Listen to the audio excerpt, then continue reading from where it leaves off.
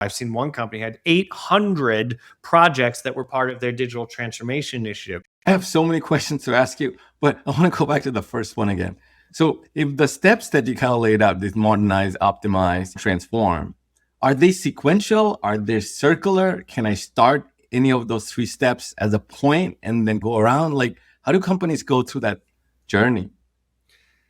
So they're not meant to be sequential. Once again, they're meant to be a classification of a project type so that you approach that project or program the right way and don't confuse them. One of the things I see fail a lot is people say they're doing a digital transformation initiative and then I've seen one company had 800 projects that were part of their digital transformation initiative, but all 800 got labeled as digital transformation.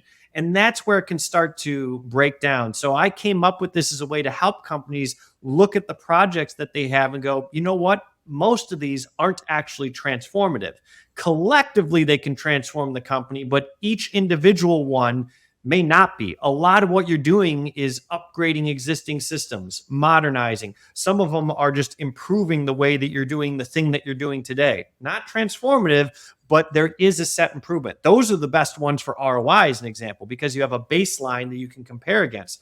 Transformative, by its very definition, is changing the way you do things. It's harder to measure ROI when you don't have a baseline because you're doing something different than what you did before. So when you look at a transformation program overall, like I said, you're going to have tens to hundreds of projects that flow in order. Some are running in parallel, some are dependent on each other. And you need to have a way of classifying them so that you're grading each one correctly while you're making sure that they all work together collectively to transform.